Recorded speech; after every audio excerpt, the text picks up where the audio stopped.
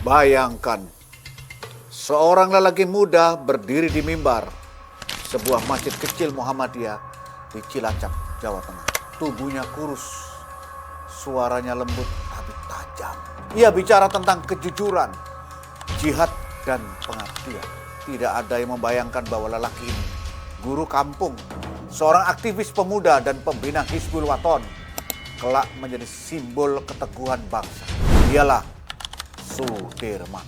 Bukan hanya panglima besar, tapi kader militan Muhammadiyah yang ditempa dengan dakwah, kepemimpinan, dan disiplin dari persyarikatan sejak remaja belia.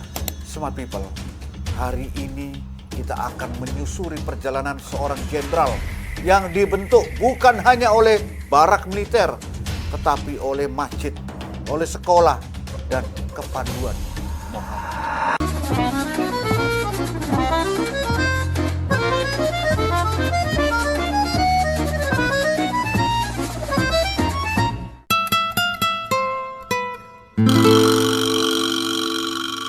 Assalamualaikum warahmatullahi wabarakatuh.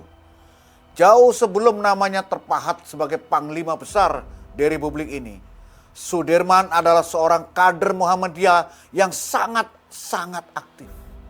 Sejak remaja, ia terjun dalam 3 aktivitas utama persyarikatan, yaitu guru, kepala sekolah HIS Muhammadiyah Cilacap 1936-1942, aktivis pemuda Muhammadiyah Banyumas, dan kader Hizbul Wathon yang kelak diangkat sebagai bapak kepanduan Hizbul Wathon. Lingkungan Muhammadiyah dengan spirit Islam berkemajuan adalah rumah awal pembentukan karakternya. Dari sini ia belajar tentang 3 pilar: disiplin, kesederhanaan, dan jihad fisabilillah. Yang menarik, Sudirman tidak pernah melihat jihad sebagai perang semata. Baginya, jihad adalah pengabdian, mengajar, membina pemuda, dan mendidik umat. Seorang muridnya pernah mengenang, Pak Dirman selalu datang lebih awal dari kami. Ia tidak hanya mengajar, tetapi mendidik. Di Muhammadiyah, ia menemukan panggilan hidupnya. Dan Muhammadiyah pula pada gilirannya menemukan seorang kader yang kelak menjadi penjaga Republik ini.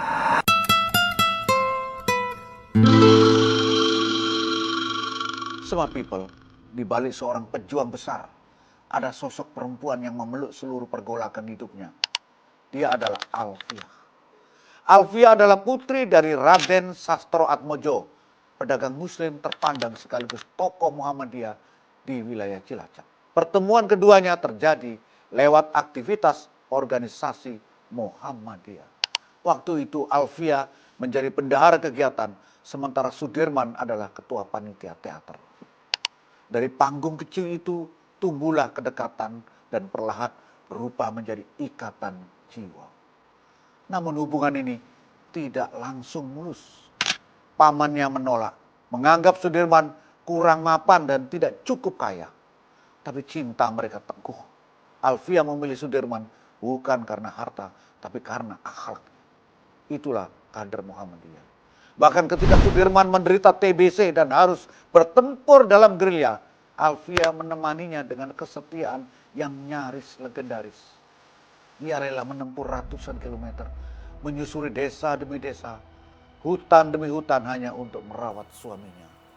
Hubungan ini menunjukkan betapa kuatnya ekosistem keluarga dan masyarakat Muhammadiyah di Cilacap dalam membentuk Sudirman, tak hanya sebagai pemimpin bangsa, tapi sekaligus sebagai manusia.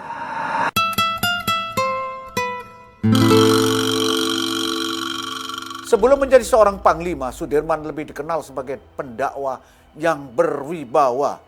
Ia berdakwah di Masjid Muhammadiyah di Cilacap dengan gaya yang sederhana, teguh, dan menyentuh rakyat kecil. Materi dakwahnya memadukan nilai-nilai keislaman yang progresif, semangat nasionalisme, dan ajakan untuk bangkit dari penjajahan mental.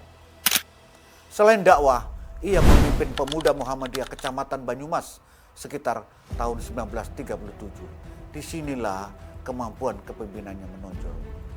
Ia memfasilitasi pelatihan kader, pengajian keliling, pengorganisasian pemuda dan kegiatan sosial kemasyarakatan di desa-desa di Banyumasana.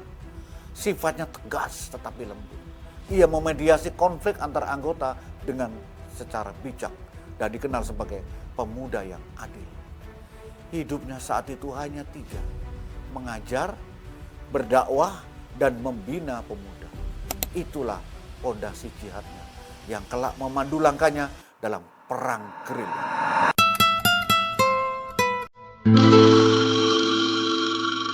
Mari kita tengok Sudirman sebelum seragam militer melekat pada tubuhnya. Ia adalah guru HIS Muhammadiyah Cilacap, meski tidak memiliki ijazah guru formal. Gaji kecil dan fasilitas tentu saja sangat terbatas. Namun ia mengajar dengan metode yang unik. Cerita mengenai Nabi, hikmah wayang, kisah kepahlawanan dunia Islam dijadikan media untuk menanamkan budi pekerti, ketakwaan dan cinta kepada tanah air. Kolega yang membimbingnya adalah Raden Muhammad Khalil, pimpinan Muhammadiyah Cilacap. Dari Khalilah, Sudirman ditempa menjadi pendidik dan organisatoris yang profesional. Ia akhirnya diangkat menjadi kepala sekolah, bukan karena pendidikan formalnya, tetapi karena keteladanan moral dan kecakapan dalam memimpin. Di kelas, ia mendidik anak-anaknya menjadi manusia merdeka. Di luar kelas, ia membangun koperasi rakyat untuk murid dan warga sekitar Cilacap. Jiwa negara, itulah cara Muhammadiyah membentuk seorang pemimpin, dan Sudirman adalah salah satu hasil terbaiknya.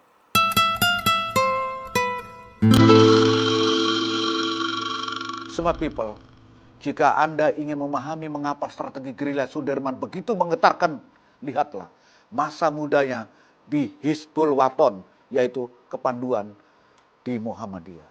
Di Hizbul Waton, ia belajar membaca arah, bertahan hidup dalam alam yang liar, disiplin spiritual, kepemimpinan lapangan, taktik navigasi, dan kesederhanaan sebagai etika hidup. Ada kisah terkenal.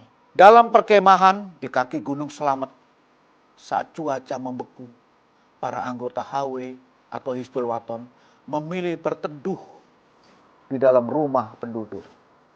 Hanya Sudirman seorang yang tetap berjaga di luar dengan alasan, aku tidak boleh mencari kenyamanan sebelum pasukanku selamat. Kegiatan Hizbul Waton seperti Napak Tilas Cilacap Batur atau sekitar jaraknya 200 km. Dan perkemahan, medan berat, memupuk fisik dan mentalnya, semua itu menjadi bekal nyata saat dia memimpin perang gerilya melawan penjajah Belanda. Strategi supit urang atau capit udang dalam pertempuran Ambarawa adalah contoh nyata bagaimana pengalaman kepanduan di Hizbul Waton diterjemahkan menjadi operasi militer, mengepung dari 2 sisi, memanfaatkan medan, bergerak cepat menutup jalur kabur lawan. Ia kemudian diangkat sebagai bapak kepanduan Hizbul Waton dalam Muktamar Hizbul Waton, simbol pengakuan atas jasanya membentuk karakter seorang kader. Hizbul Waton bukan sekedar organisasi kepanduan. Itulah kawah candra di muka yang membentuk seorang panglima besar.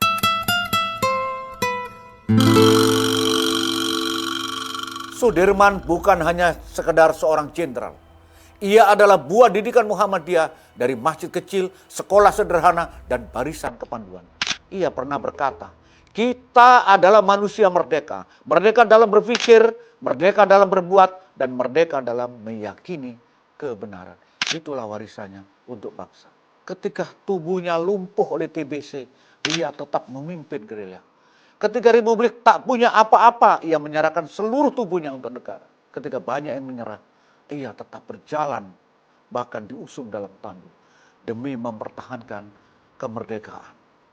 Smart people, hari ini mengenang kembali Sudirman berarti mengingat akar-akar Muhammadiyah yang membentuknya, iman, ilmu, dan keberanian, serta pengabdian. Dan pertanyaannya bagi kita, apakah kita masih melanjutkan jejak keberaniannya? Nasrun minallah wa fathun qarib. Wassalamualaikum warahmatullahi wabarakatuh.